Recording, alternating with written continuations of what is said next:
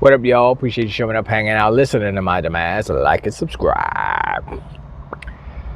So, I should have had my red shirt on today. Nintendo did their Nintendo Switch to Direct. Nintendo Direct Switch to special presentation. Whatever it was.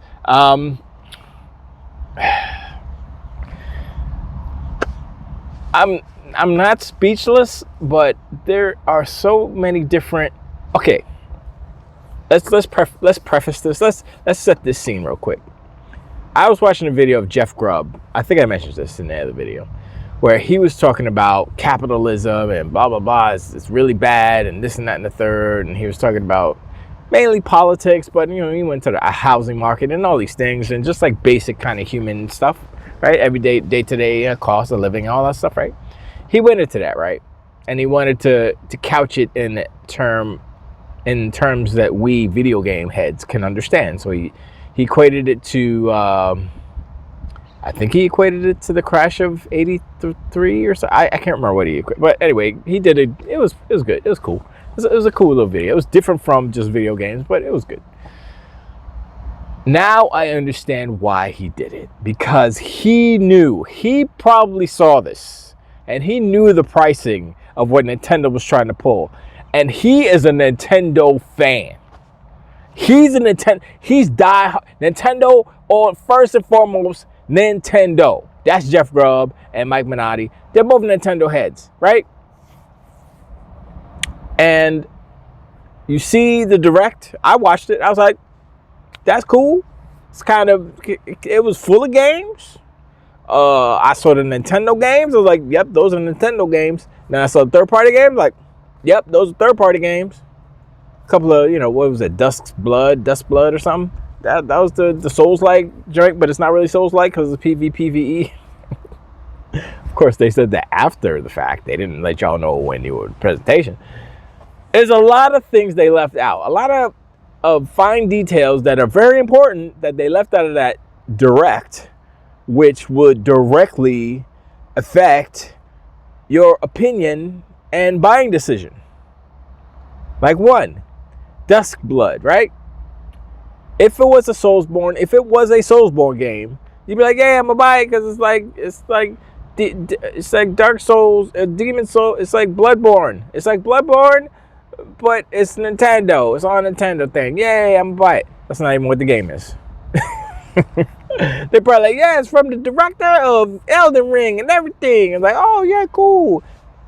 Still PvPvE, so it might be cool, but whatever. I'm not even into the Bloodborne games anyway. Those Souls. Anyway, Donkey Kong Bonanza, cool. That's a $70 game. Okay, sure. But okay.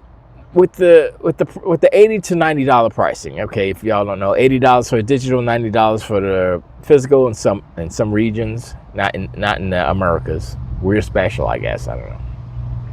So here's kind of the play, right?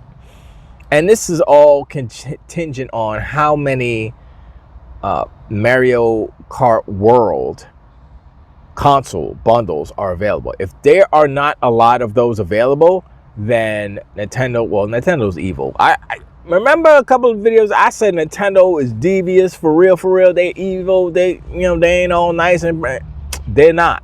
They've been the worst, the longest. Okay? And so they put the bundle in. The bundle's $500. Oh, I forgot to mention that the system is $450. Whatever.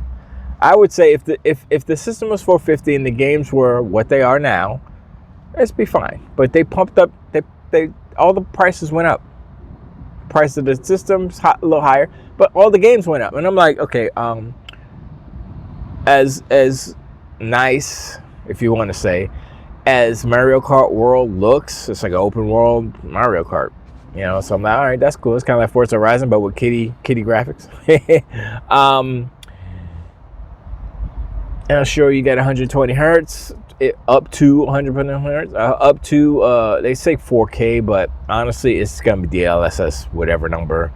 It's going to be upscale. It's not going to be native 4K. If it does, it's not going to be a lot of games. You know how that is. Besides, you can't push them type of pixels without burning a hole in your plastic. So it takes more power. It's a whole bunch of reasons why it's upscaled. Anyway, it's NVIDIA, so they have the good stuff. The point is that the bundle costs $500. Alone, if you buy them separate, is $450 plus $80 at least. So that's $230. I mean $530. Excuse me, math. $530, right? So you save $30. So that what they're doing is they're making the $500 bundle look like a deal, when in reality, Mario Kart World should just be a regular price game, but they're pumping up the price in order to get more people to buy the bundle. They still get the sale units, obviously, but it's kind of a psychological tactic, basically. It's like, oh, this is a better deal. I'm gonna get that because I want to get this game anyway. Boom, right? But how this all went down, like they had the direct, they had these games, all these games. Oh, you get that. We have game chat now. We got a lot of multiplayer stuff. Then they had the camera, and I'm like, okay, that's not gonna do anything. I saw the people standing in pipes, and I'm like, okay, no, that's not, nope. But whatever, sure. And they showed a cool feature. They were playing Mario World. Super Mario Kart World, and Mario Kart World, and it had your screen, and then they had the other players on the bottom, and they were screen sharing. So it was at like 2 frames a second, but still you could see I was like, okay, that's pretty cool. And then if you hit the camera, you have the face on it. I was like, that's cute, but how many people are gonna use that? And I mean, Nintendo isn't generally known for being a multiplayer box. That's Xbox. Xbox is the multiplayer box originally, and it still is. I would say on all accounts, since we buy more games than PlayStation players, and a lot of PlayStation players are just playing Fortnite and Call of Duty, of course. But that's just per numbers, and the zeitgeist had people thinking that the PlayStation was the thing to buy, and kind of not looking that way right now. Anyway, we're talking about Nintendo. So the presentation itself on its own, without the knowledge of pricing, was fine. Some people give it 5 out of 5. Some people say it's trash, garbage, hot garbage, crash doodle garbage, whatever. I'm like, it's all right, because I had an expectation. I know what type of company Nintendo is, and I know what type of games they make. And they did not disappoint. They make those type of games. They're not graphically intensive. They look good because the art style. I would say that I was hoping that they could get to a point where I'm waiting for this. A game would look like a Pixar movie. They haven't gotten there. Getting close. They haven't gotten there. I would expect Nintendo to be the first. Like, at least make it look like the Super Mario movie that came out with Chris Pratt. Charlie Day, and Seth Rogen, and all those people, Fred Armisen. Anyway, they're not there yet. So, and the fact that the games will probably be 1080p native, upscale to 4K, fine, whatever. It still looks better than the original Switch, but I think the Nintendo Switch 2 is a iterative console. They've done some improvements. They got the microphone on there, voice canceling, noise canceling for the voice. All these things are like their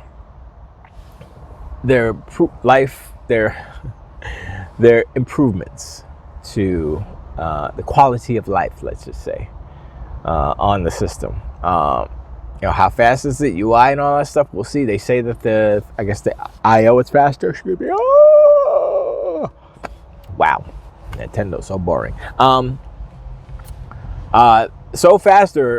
So much faster that you can't use the old memory cards, the old SD cards. You have to use special faster cards or something. I was like, oh, okay. So that's cool. It comes in 256 gigabytes internal. I don't know what the RAM is. Did they even say that? I don't even. They didn't really go into the specs about the the APU and all that stuff, which is, I'm waiting for a Digital Foundry to get a hold of this, and I want to hear and see what they can compare it to. People are just speculating right now. Oh, it's a PlayStation 4. It's a PlayStation 4 Pro. Is this that? I was like, if it's a PlayStation 4, why isn't it an Xbox Series X? It's not that good. I don't know. But anyway, the main thing, like I said, the presentation was fine. Games are cool. Like the Donkey Kong game looked cool. He was like, all the destruction. I'm like, yo, if they put Hulk and they made the graphics better, that'd be a dope little Hulk game. But anyway, they have, Nintendo is never short of like ideas, of gameplay ideas, gameplay concepts. They're good at that. That's what they do, right? And once again, their games are also iterative. They make improvements. They make a better Mario Kart. They make a better Donkey Kong 3D game. So that's what you're supposed to do, make games better, right? But the numbers people got in, and they just messed everything up.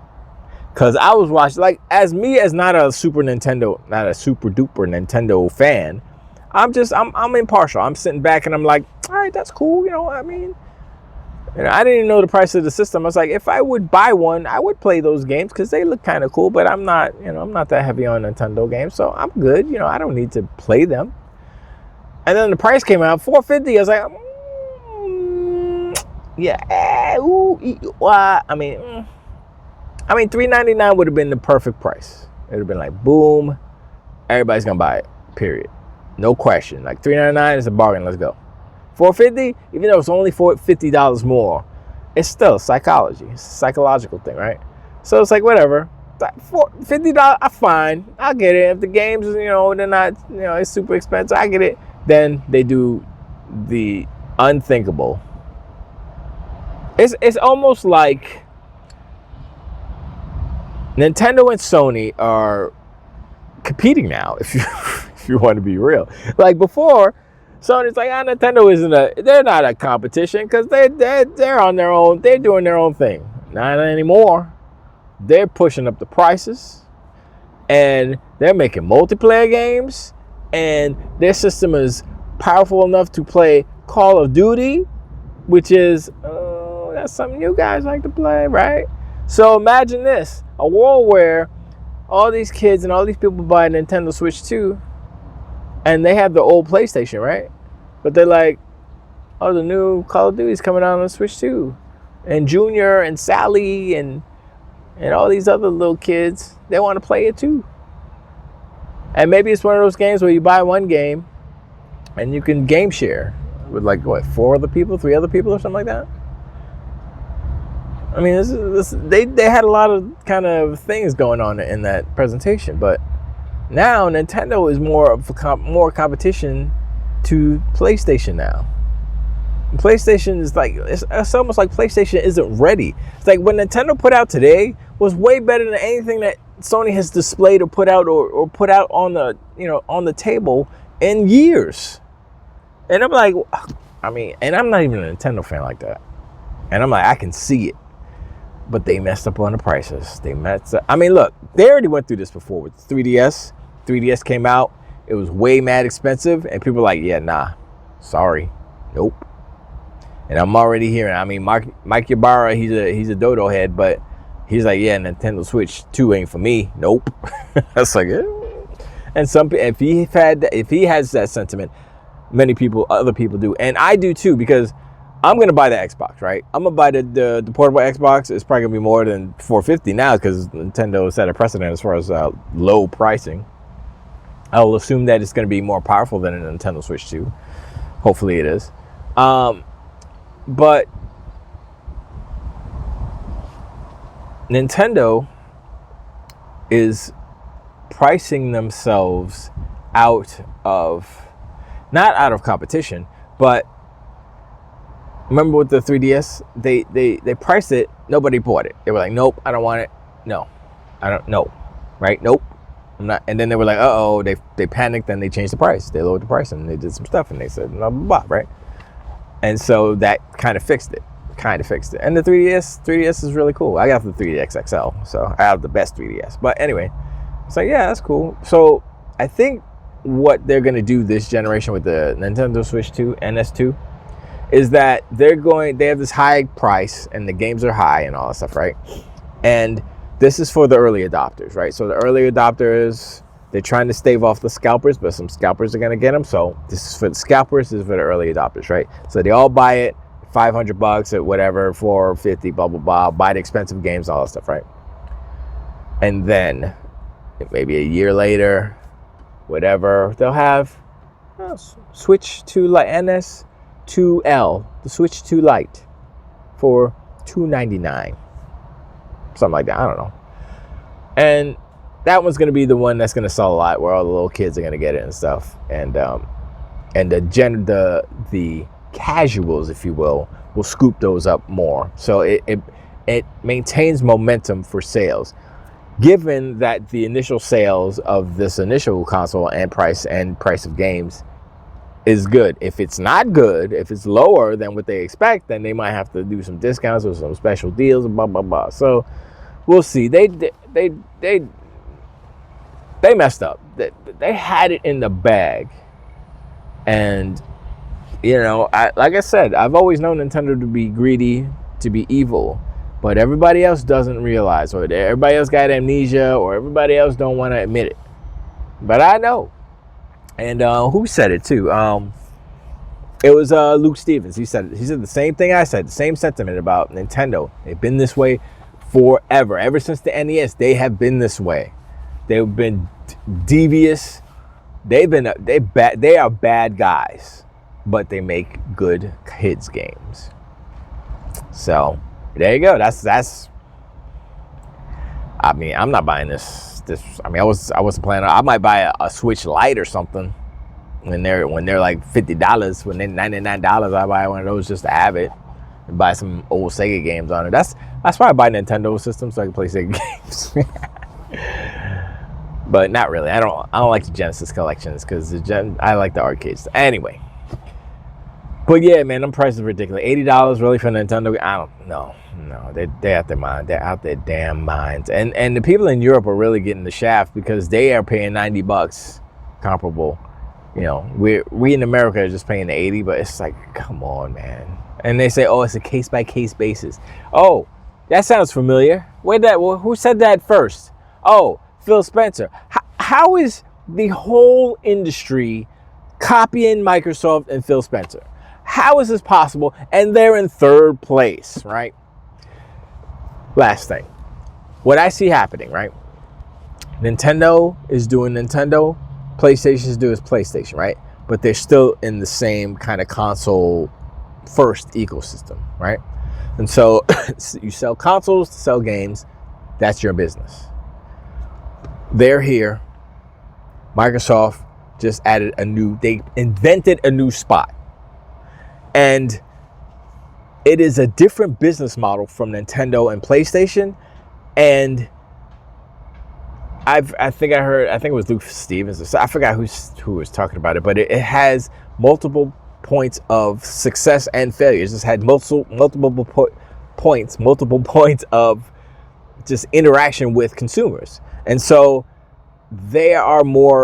it's a more sound business model, and it's a more secure business model fiscally, financially.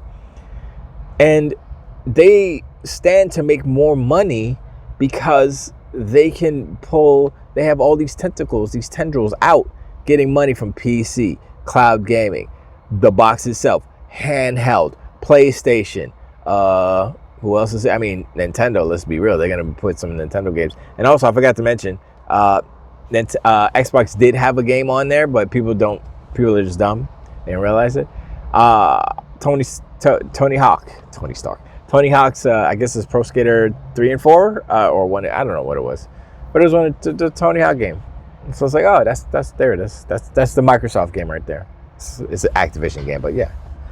So, but anyway, the business models are such that Sony and Nintendo are closer than they have been in a long time, and that's by Nintendo's doing, right? And now Microsoft is in a different lane. So Nintendo and Microsoft, they switched places.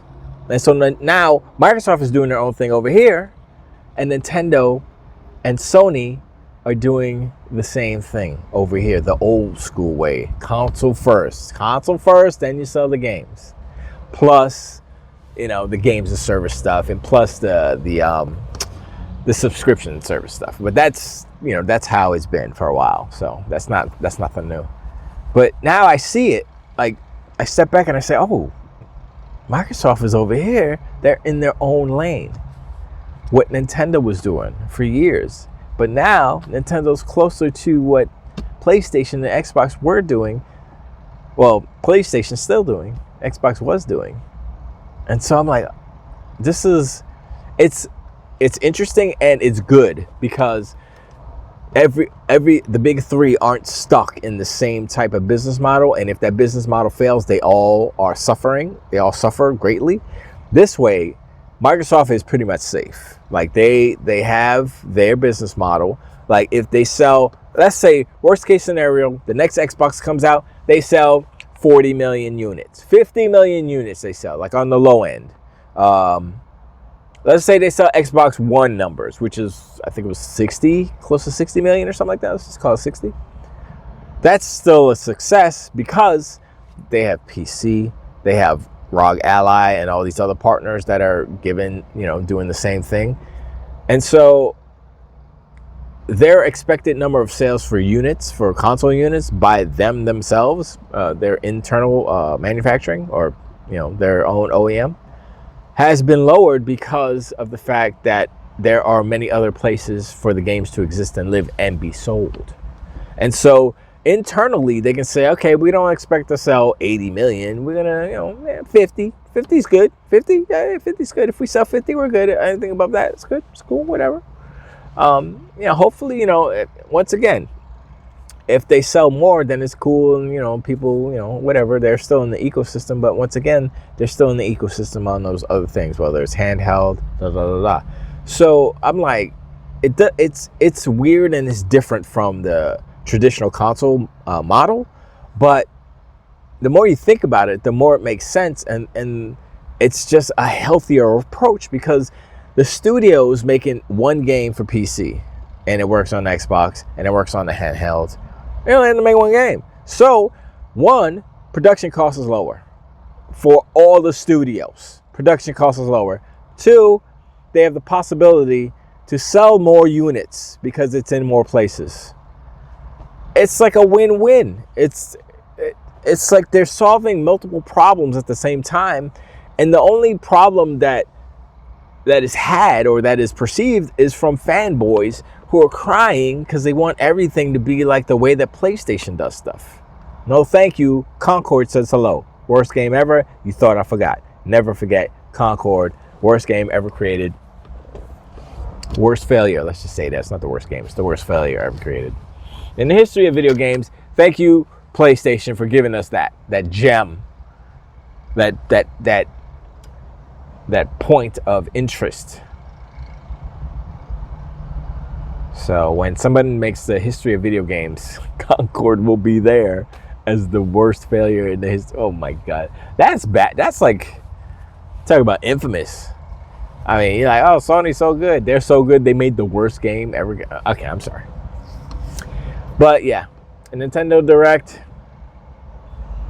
Nintendo done lost their mind. I mean, I was going to do that title anyway, but Jay Wood or somebody did it before me. But I'm going to still use it. I don't care. They lost their mind with their pricing. They lost their damn mind. And it may hurt their sales in the long run. But anyway, I appreciate y'all hanging in my like and subscribe. Hit me in the comments below. Let me know what you thought about the Direct. About the NS2. About the games. I like the frame rate. It was smooth. I like that. But everything else about it, pricing and all that stuff, that's bad news. So we'll see how that morphs and changes, if it does at all, in the future. But right now it's not looking too bright for Nintendo. So, but we'll see. But anyway, I'll take y'all on the next one. Till the wait.